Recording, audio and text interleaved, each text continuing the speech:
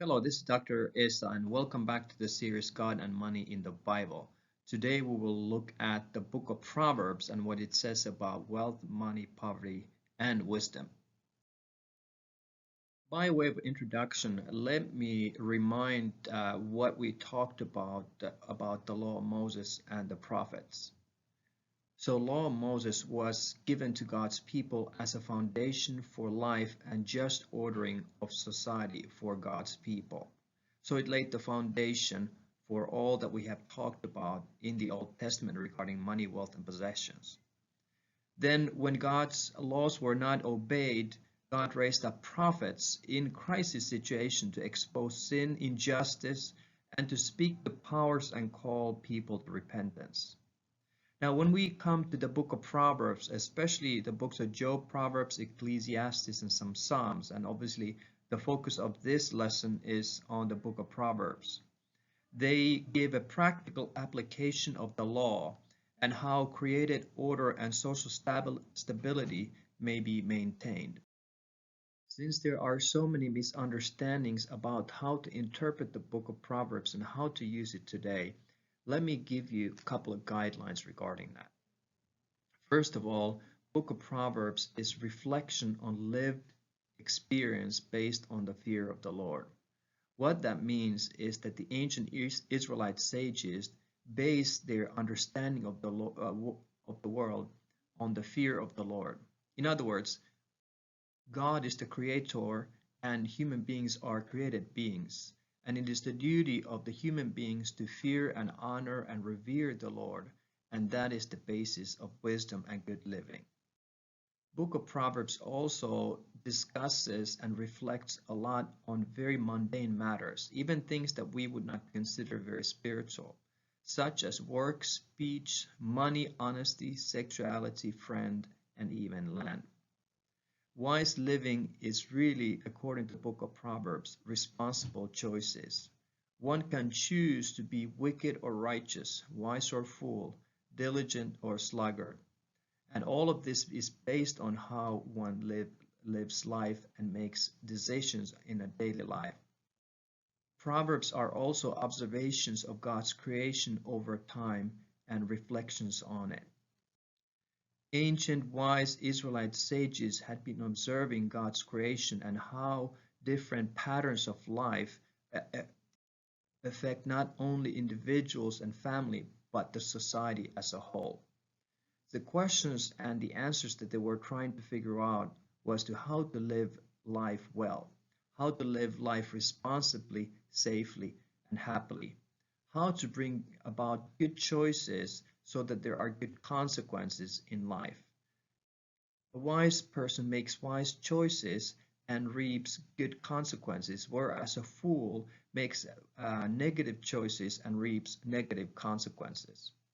It's also important to note that some of the proverbs are mere observations, and in that sense, they're not morally true. They're observations, not exhortations to act.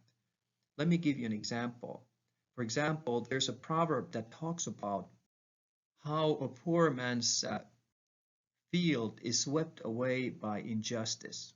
Now, this does not justify unjust actions.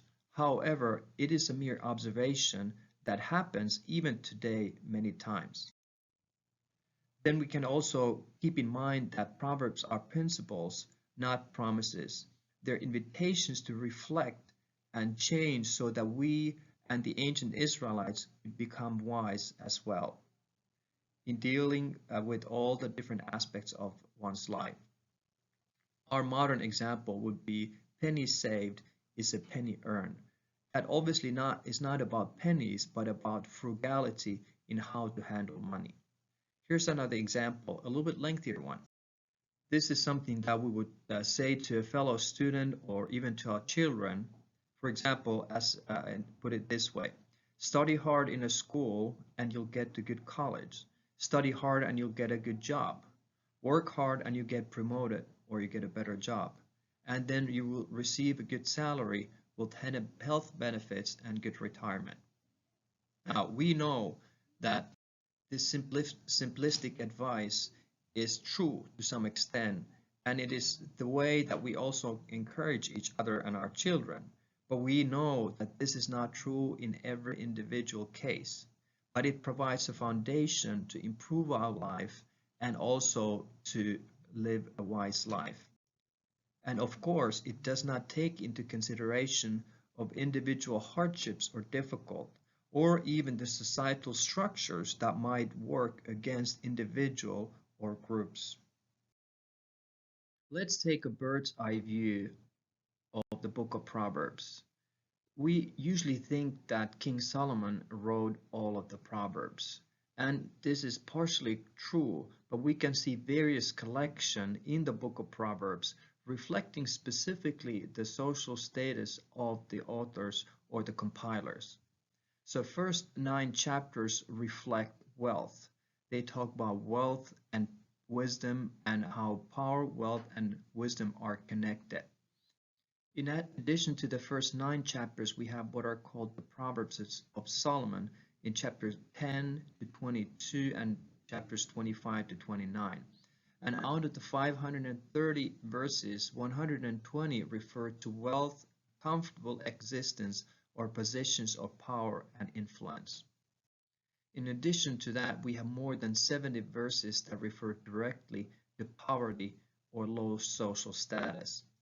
Then we also have what are called the words of the wise from chapter 22 verses 17 to all the way to chapter 4 verses 34, which also reflect on the relatively high social status of the writer. And then we have King Augur's saying in chapter 30, which basically gives what is known as the golden mean, as he states, give me neither wealth nor poverty. Finally, we have Lemuel Amasa saying, who is stating that king as a dispenser of justice should always be caring for the poor and the orphan, and also saying about the wise industrious woman. While most of the sayings in the book of Proverbs are still attributed to Solomon, there are a number of other collections and individuals who are claimed to have written some or many of these proverbs. Overall, we can see that Proverbs seems to reflect authors who were relatively well off or rich. We don't even have to imagine the wealth of Solomon here, but even the words of the wise and other kings such as King Agur, who were both at the top levels of society. Obviously, the wise men of Israel had the time and the leisure to reflect and write on God's wisdom and how to order society in a godly way. They also had the responsibility to maintain social order and raise up the next generation of leaders for the people of Israel. Let's start by looking at observations about wealth and poverty in the book of Proverbs. In chapter 10, verse 15, it says, "The rich man's wealth is his fortress. The ruin of the poor is their poverty." As can be seen, there are two parallel lines that contrast wealthy person to poor person. Although the meaning in some sense seems obvious, the implications are not spelled out, but obviously this, as many other proverbs, invite reflection on the part of the hearer. First of all, we can observe here that the Proverbs talks about a wealthy man, not wealth per se. And wealthy man or wealthy person is always portrayed in negative terms in Proverbs. On the contrary, wealth is to be prized.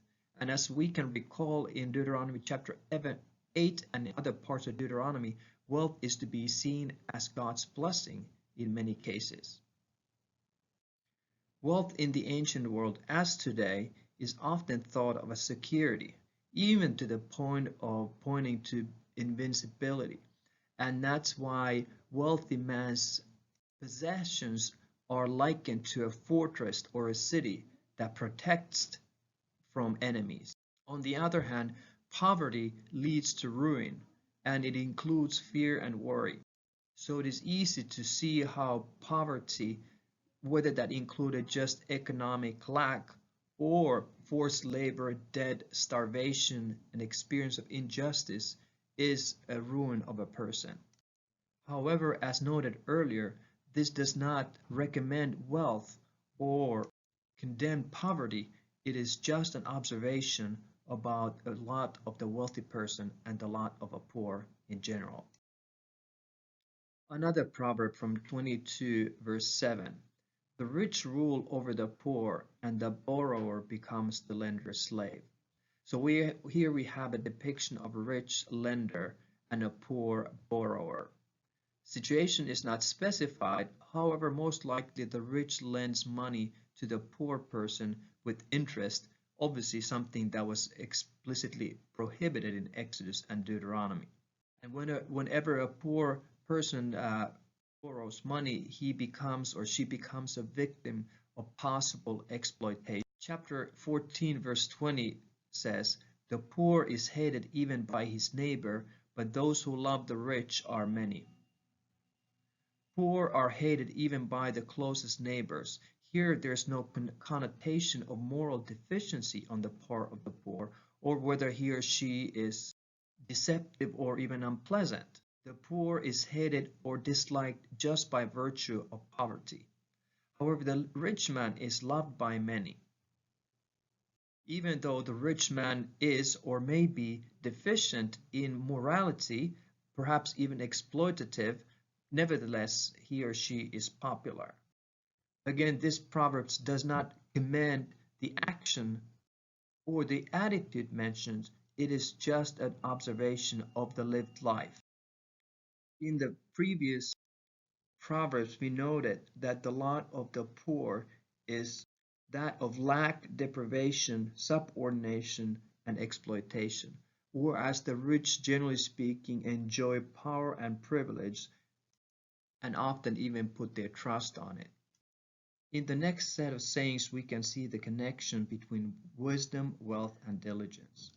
Chapter 3, verses 9 and 10. Honor the Lord from your wealth and from the first of all your produce. So your barns will be filled with plenty and your vats will overflow with new wine. Wealth and first of produce are to be given to the Lord, and this is the way that a person can honor the Lord. In other words, best things belong to the Lord. Thereby, there's an implication or a promise that the storehouses of grain and produce will be filled, and there's an overflow of wine from the vineyard. In a straightforward and simple way, blessing follows giving to the Lord one's best. Chapter 8, verses 17 to 21. I, talking about wisdom, love those who love me, and those who diligently seek me will find me. Riches and honor are with me, enduring wealth and righteousness. My fruit is better than gold, even pure gold, and my yield better than choicest silver. I walk in the way of righteousness, in the midst of the paths of justice, to endow those who love me with wealth, that I may fill their treasuries. Here we can see that seeking and loving wisdom leads to finding wisdom. The wisdom is clearly portrayed as better than pure gold or the choicest silver. The byproduct of seeking wisdom is riches and honor. Obviously, honor referring to social prestige. This is very similar to what Solomon did, as he requested wisdom from God, and God granted him supreme wisdom, but also as a byproduct, he gave him wealth and honor beyond measure. A similar saying can be found in chapter 22, verse 4, where reward for humility and fear of Yahweh is long life, riches, and honor. 11:24-25. There is one who scatters and yet increases all the more, and there is one who withholds what is justly due, and yet it results only in want. The generous man will be prosperous, and he who waters will himself be watered. The focus of this saying is in generous giving, using the metaphor of scattering seed, which will lead to increase. Generosity and prosperity go hand in hand in this saying. Stingy person, on the other hand, does not give even what is morally due, but in the end, he or she loses even what has been gained. The next proverb comes from chapter 28, verses 19 to 22. He who tills his land will have plenty of food, but he who follows empty pursuits will have poverty in plenty. A faithful man will abound with blessings, but he who makes haste to be rich will not go unpunished. To show partiality is not good, because for a piece of bread a man will transgress. A man with an evil eye hastens after wealth and does not know that want will come upon him. This saying clearly commends industrious person who diligently works the land and as a result will reap abundance of food. In contrast, a person who goes after empty pursuit, a non-beneficial activity to the community, that will lead or he will be led into poverty. Faithful man, a faithful person who diligently works, gains blessing. However, the one who wants to get rich fast will receive judgment. This saying also indicates that partiality is always evil, and there's a particular temptation to be partial when gifts or bribes are present. Also, an envious person, the one who wants to get wealthy quickly, goes after the riches without knowing what the real consequences will be. And obviously, all of this will result in disaster. So this proverb commends and encourages industrious work and faithful pursuit of diligent labor, and contrasts that to empty pursuit and running after wealth, perhaps even using envy and wrongful gifts in the process. If the previous sayings connected wisdom, wealth, and diligence, the following sayings connect poverty, laziness, and foolishness. Let's start from chapter 6, verses 6 to 11. Go to the ant, O sluggard, observe her ways and be wise, which having no chief, officer, or ruler, prepares her food in the summer and gathers her provision in the harvest. How long will you lie down, O sluggard? When will you arise from your sleep? A little slumber, a little folding of hands to rest. Your poverty will come in like a vagabond, and your need like an armed man. The person who's addressed here and in many other passages in the book of Proverbs is a sluggard. He or she is, and mostly it is characterized as he, is a person of laziness, sleepiness, and also moral deficiency. He's usually contrasted with the upright and righteous person. It is important to notice that even though being a sluggard often and many times, or even always, seems to lead to poverty, the sluggard is never equated with the actual poor person in the book of Proverbs. In this connection, the sluggard is exhorted to observe and learn from the ant, the teeny tiny harvester ants that can be found in Palestine even today. The sluggard is exhorted to learn self-discipline, foresight, and industry from the ant. The ant possesses God-given wisdom to be industrious and diligent. In other words, it is innately motivated and directed. It provides food in the summer for harvest time, for the time of need in the winter time. So the sluggard should go and observe this tiny ant and learn from it. Sluggard, on the other hand, is characterized by sleep, idleness, and a little bit more sleep. Folding of arms is also specified, which probably alludes to a refusal and inactivity. This sort of refusal to do anything productive, sleep, and laziness obviously leads to poverty and lack. Poverty is personified here as a vagabond. Vagabond is a disreputable wanderer, danger of theft, and even unpredictability.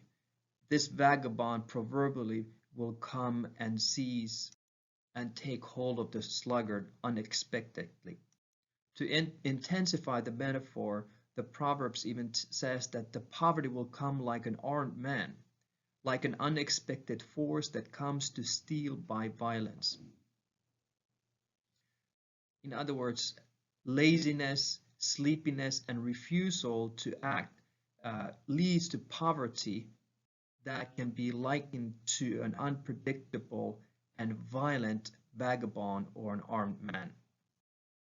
Another form of foolishness that can be seen in the book of Proverbs is heavy drinking and overeating. Chapter 23:21 says, "For the heavy drinker and the glutton will come to poverty, and drowsiness will clothe one with rags."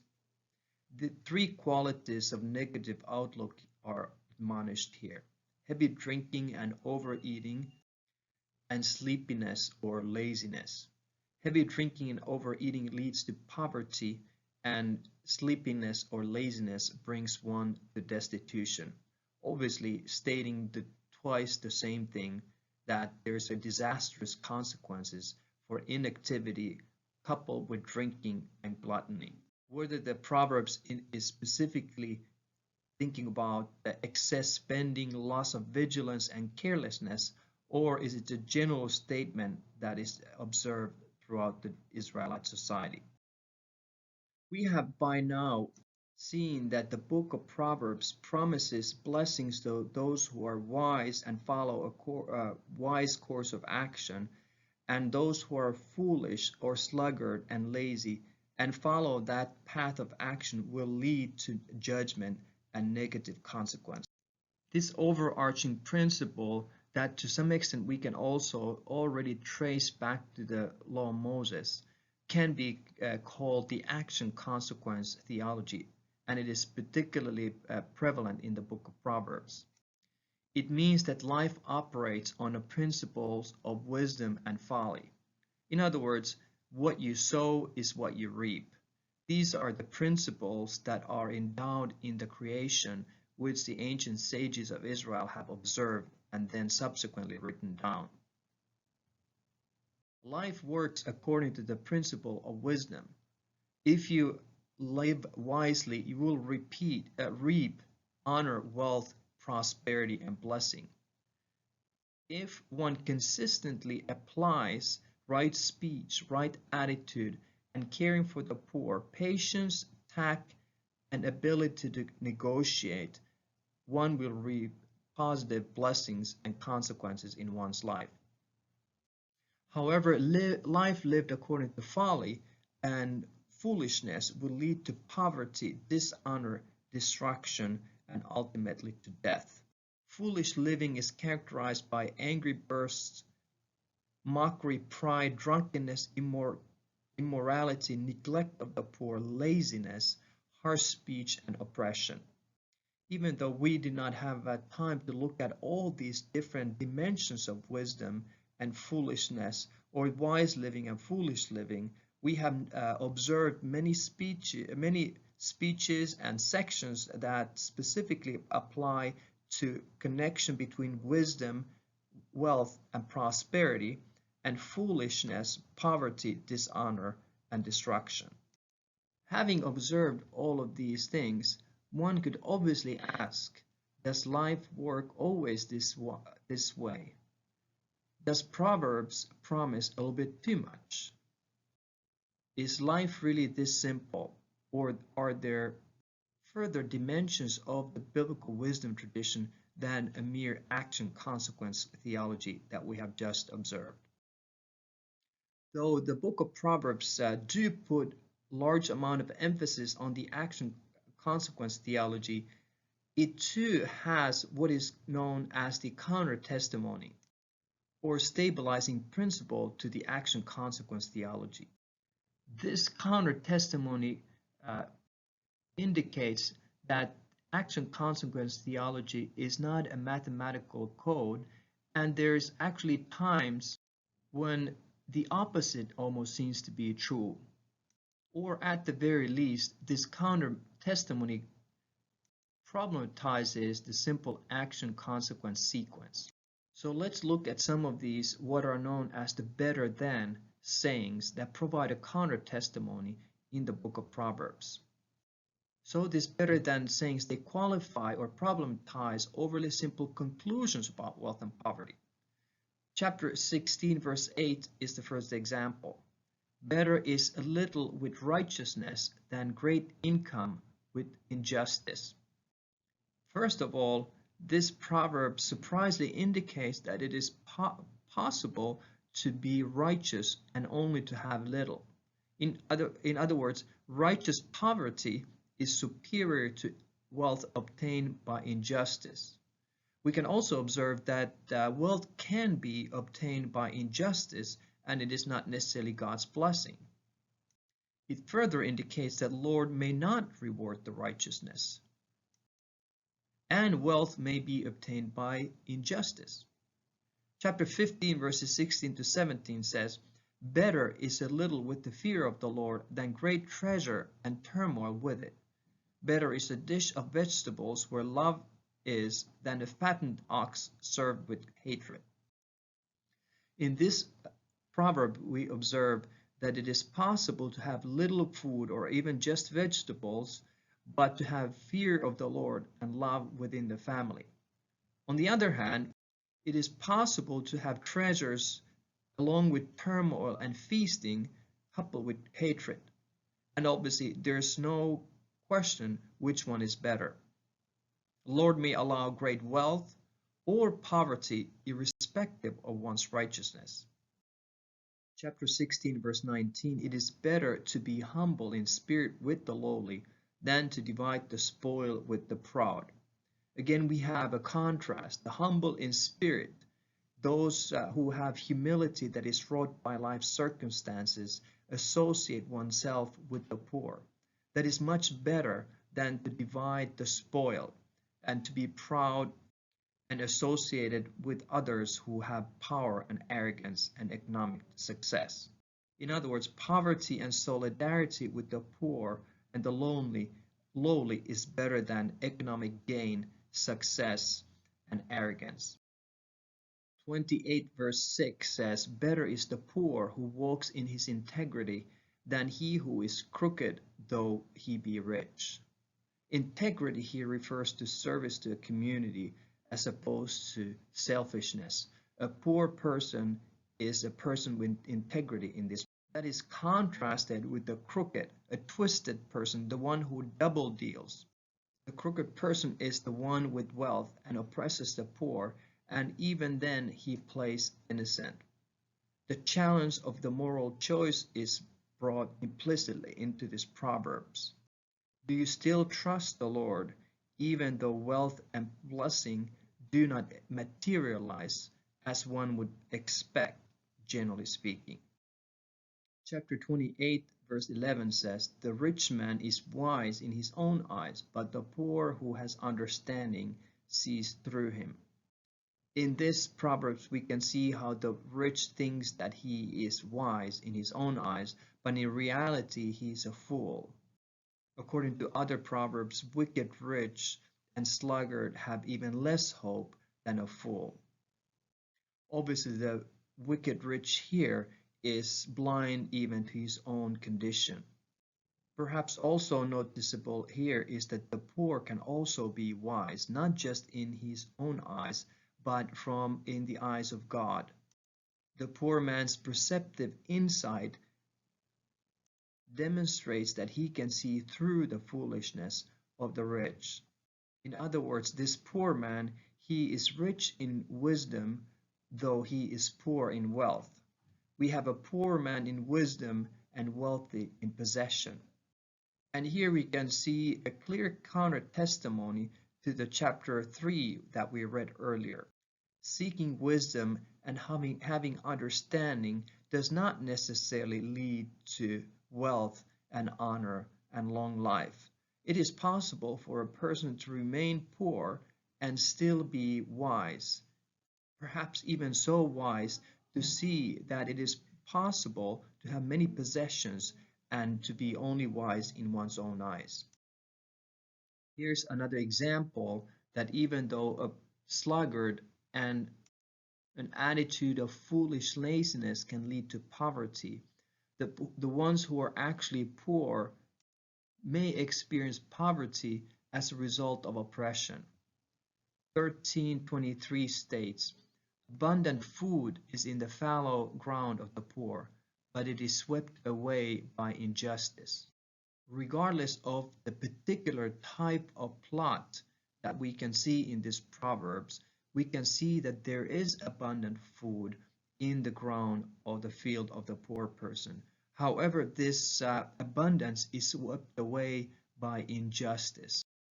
The abundance that is swept away could either be the harvest or perhaps indicating both the poor person, his family, and the entire harvest is swept away by injustice. This sort of a violent destruction that comes from the unjust people violently destroys the poor man's livelihood, the only means of his survival.